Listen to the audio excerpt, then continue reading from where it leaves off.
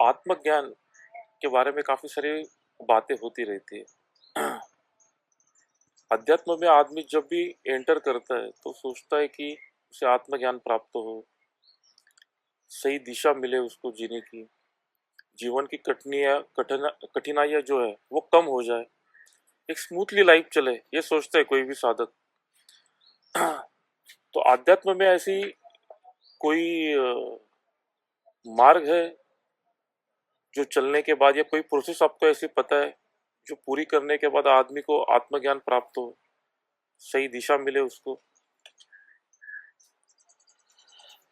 हाँ, ठीक बात बाबा। देखो, आप जो बात कह रहे हैं वो बात सच है कि अध्यात्म को जीवन की कठिनाइयों को कम करने की दृष्टिकोण से देखा जाता है, जबकि अध्यात्म मेरे हिसाब से किसी भी कठिनाई को कम करने का विषय नहीं है। कठिनाइयों को कम करने के लिए तो हम जो भी हमारे इष्ट हैं, जो हमारे गुरु हैं, उनसे हम सानिध्य लेते हैं, उनका आशीर्वाद प्राप्त करते हैं, उनसे अपनी इच्छा मनोकामना करते हैं, प्रार्थना करते हैं। उनका आशीष, उनकी कृपा हमारी कठिनाइयों को कम करता है। अध्यात्म का जो मार्ग है वो व्यक्ति को सिर्फ सजग बनाने का है।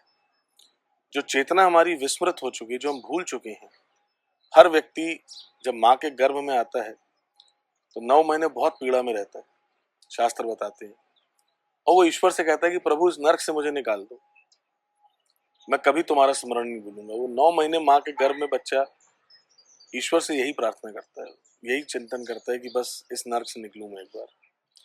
जब जीवन में, संसार में उसका जन्म होता है, जब वो माँ के गर्भ से बाहर आता है, तो जो माया का बंधन है, त्रिगुणमयी माया, उसके बंधन में आने से पहले दिन से ही माँ बाप कुछ ना कुछ एक आइडेंटिटी बना देते हैं कि मेरा बेटा ये बनेगा। कोई बोलता है पुलिस में जाएगा, कोई बोलता है फुटबॉलर बनेगा। दुनिया की अपेक्षाएं, आकांक्षाएं, खुद की अपेक्षाएं, आकांक्षाएं, हम क्या हैं, हम जो हमारा मूल स्वभाव है, हम कौन हैं, क्या करने आए हैं, क्यों आए हैं, इससे दूर लेता जाता है। क्योंकि किसी का भी विषय ये नहीं रहता कि जो बच्चा जन्म ले रहा है वो क्यों आया है, इसके बारे में कोई नहीं सोचता।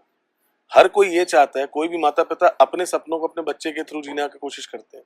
ज्यादातर अपवाद हो सकते हैं, लेकिन अगर मैं चाहता था कभी कि अगर मैं पुलिस ऑफिसर बनूं, मैं नहीं बन पाया, या मैं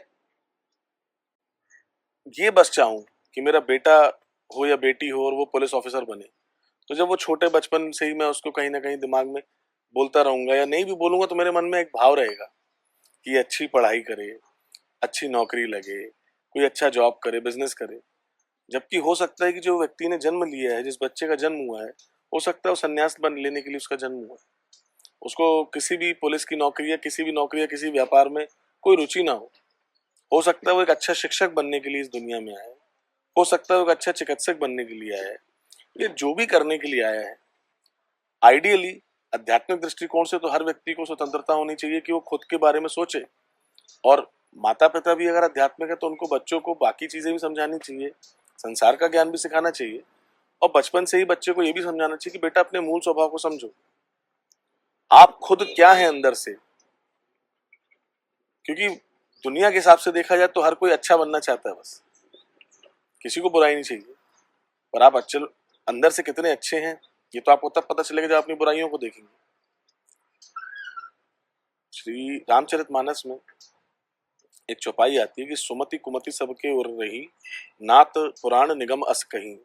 कि सुमति और कुमति सबके होती है, जहां सुमति तहाँ संपत्ति नाना, जहां कुमति तहाँ विपत्ति नाना। सुमति और कुमति तो सबके अंदर है ना।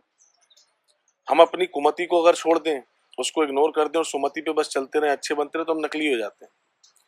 दोनों पहलुओं को ध्यान में रखते हैं, हमारी अच्छाई और बुराई को अगर हम ध्यान में रखेंगे तो हम अपने प्रकृति से, अपने प्राकृतिक स्वभाव से, अपने सहज भाव से हम एक ही करार होता है हमारा, हमको जानकारी मिलती है उसकी। और एक बार अगर ये जानकारी आपको मिल गई तो आपका जो भी अध्यात्म का रास्ता आपको क्लियर दिखेगा। आपका क्या भाव है, किस रास्ता आपको चलना आसान है। जंगल का रास्ता आसान लगता है, रेगिस्तान का आसान लगता है, पहाड़ का रास्ता आसान लगता है, या शहर का। ये विचार आपको जिस दिन आ गए, जब आपने ये समझ लिया, तो आपके लिए चलना आसान हो जाएगा, क्योंकि आपको पता तो पता है और आप किसमें सहज है आपको ये पता है। तो अध्यात्म का उद्देश्य व्यक्ति को सिर्फ अपने बारे में जागृत करना है, जागृति देना है, ताकि जो उसके ये माया के जो बंधन, जो नकली बंधन उसके बंधे हुए हैं कि नहीं मैं तो बहुत अच्छा पुलिस ऑफिसर हूँ, मैं तो बहुत अच्छा वकील हूँ, मैं एक अच्छा पिता हूँ, या मैं जो भी हूँ, या जो मैं बनना चाहता हूँ, बहुत सारे बंधन हमने पाले हुए। इन बंधनों से मुक्ति तब होगी जब हमको अंदर से जागृति आएगी, और यही अध्यात्म का उद्देश्य है।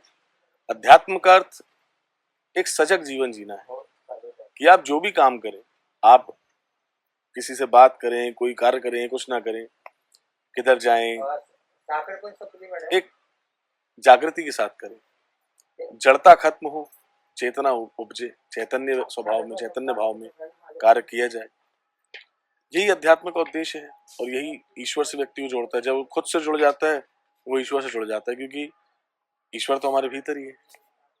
ओके, धन्यवाद अवधूत जी, आपने इतना टाइम दिया।